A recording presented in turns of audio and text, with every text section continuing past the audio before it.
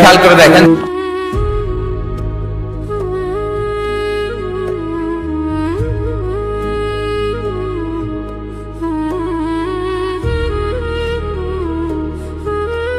এই মালটা ওদিকে রাখ।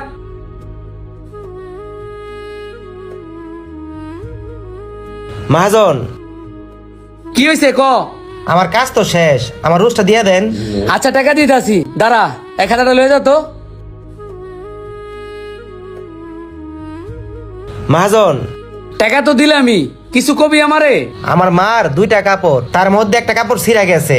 আজকে 3 দিন ধরে আমার মা একটা কাপড়ই পরতে আছে, তাও আবার ওটা ছিঁড়া। যদি আর আমার 200 টাকা ভাড়া দিতেন তাইলে আমার মার লেগে একটা কাপড় লই যেতাম। কালকে আবার আমার রোজের থেকে কাইটা রাখেন। তুই আমার এখানে অনেকদিন যাবত কাজ করস, তুই আমার একজন বিশ্বস্ত লোক। তোর মার কাপড় ছিঁড়ে গেছে, তুই আমার আগে কবি না?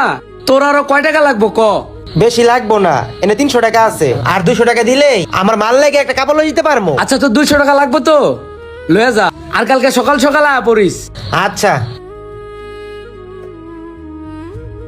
এই তুই কাম কর, এই খাতাটা দে তো।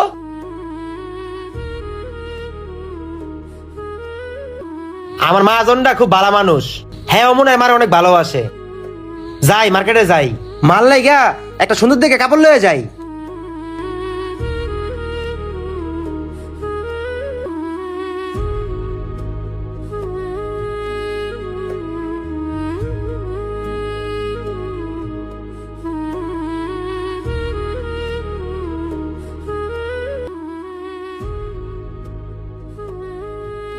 ভাই আপনার কিছু লাগবো?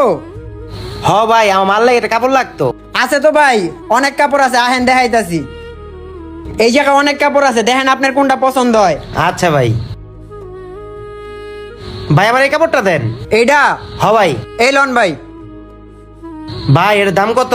ভাই এই কাপড়টার দাম 700 টাকা। 700 টাকা? হ ভাই। টাকা আছে 500 টাকা, 700 টাকা দিয়ে মাল লাগে কেমনে কাপড় কিনবো? ভাই আপনি কাপড় নিবেন না? ভাই আমি সারাদিন কাজ কইরা পাইছি 500 টাকা, আমার মার কাপড়টা ছিঁড়া গেছে। আমি ভাবছিলাম এই 500 টাকা দিয়ে একটা কাপড় লয়ে যাবো, 700 টাকা তো আমার তো নাই ভাই।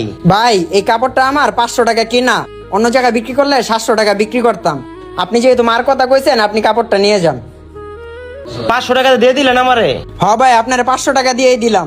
তাইলে ভাই ভাইকে বইরা দেন। আচ্ছা ভাই, দিতেছি। এই যে ভাই লন। ঠিক আছে ভাই। আচ্ছা ভাই যাই। আচ্ছা।